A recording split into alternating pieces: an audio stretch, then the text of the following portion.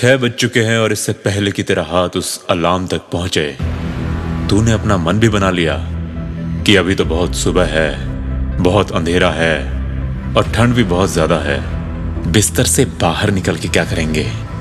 और तेरा पूरा शरीर उस दर्द से बगावत करके तेरी कोई बात सुनने के लिए भी तैयार नहीं है, हिलने तक के लिए तैयार नहीं है। तेरे शरीर के हर एक कोने से इकट्ठे एक ही आवाज आ रही है कि भाई उस अलार्म को जल्दी से बंद कर और वापस कंबल में घुस के सो जा। पर आज तू उन सब की आवाजों को नहीं सुनेगा।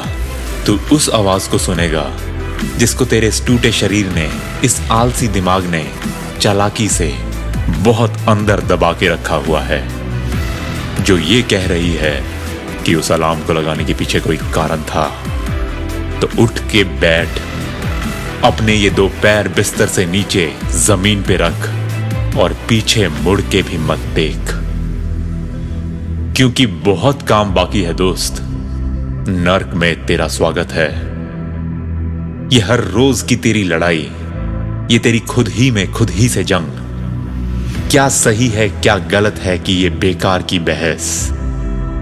दिक्कत ये है कि तू सोचता है कि गंगा की उस वाली नहर के बहाव के साथ साथ तैरूं जो थोड़ा कम है, या उस वाली में जिसमें बहाव थोड़ा ज्यादा है।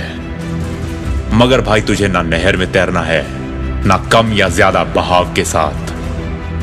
तुझे तो उस महानदी में ही तैरना है, मगर उस बहाव के साथ नहीं। हमें उल्टी गंगा चढ़नी है दोस्त। और जब तू इस मुश्किल वाले रास्ते को चुन लेगा, जब तू आराम को, आलस को अलविदा कह चुका होगा, सुरक्षित आसान तरीकों के जब तेरी किताब के पन्ने फट चुके होंगे, तब वो तेरा पहला दिन होगा।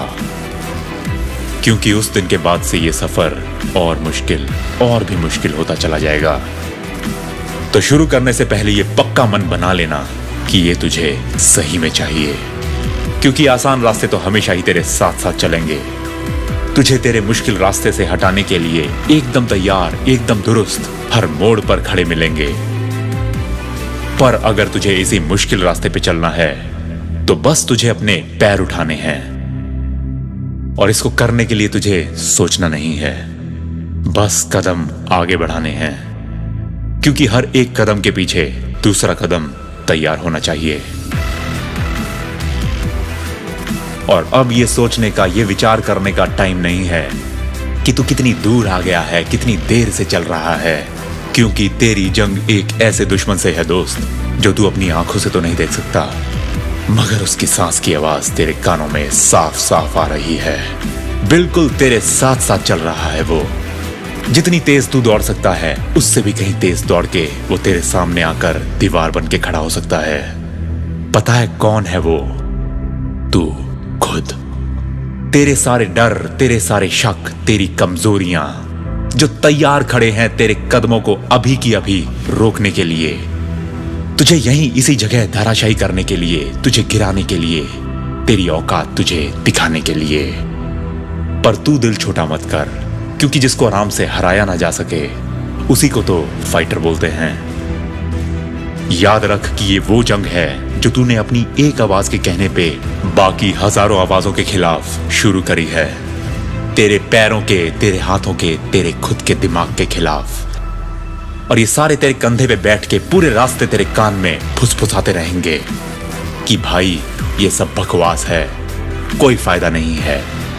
तुझसे कहीं ज्यादा तगड़े और मजे हुए खिलाड़ी बाहर बैठे हैं, तू क्या उखाड़ लेगा? ये तेरा बस फालतू का सुबह वाला ड्रामा है और कुछ नहीं। हमारा भी और अपना भी टाइम वेस्ट कर रहा है। मगर तू आज उनमें से किसी की भी बात नहीं सुनेगा। याद रख कि हम किस चीज के लिए लड़ रहे हैं, और हमें अपनी मंजिल फतेह करके ही दम लेना है। क्योंकि अगर आज बीच में छोड़ दिया, तो ये सारे के सारे तेरे कंधे पे बैठे हुए तेरे भूत तुझे कल तेरे बिस्तर से भी नहीं निकलने देंगे। इनको जीतने मत दे। हमें इनकी बातों में फंस के नहीं बैठना। इनके तो वही सारे सवाल हैं जो ये बिस्तर में लेके पड़े थे। लेकिन जिस सवाल का तुझे जवाब देना है वो ये है कि क्या तेरे अंदर चलते जाने का, बढ़ते जाने का, उस चोटी तक पहुंचने का दम है। और अगर उसका जवाब हां है और आज के सफर की हर एक मुश्किल पार करके तूने खुद को फौलाद बनाया है, तो अब तुझ में सही में अपने दुश्मन से लड़ने की वो ताकत है, वही दुश्मन जो तेरे अंदर बैठा है। और अब ही तुझे ये जंग उस शिखर तक ले जानी है जहां तू ये गर्व से कह सके कि ये जंग भूखे शेरों की है जो सारे उसी एक शिकार पे लपकने के लिए तैयार बैठे हैं। और मैं इस जंग का रणशेर हूं और जीत ही वो चीज है जो मुझे जिंदा रख पाएगी।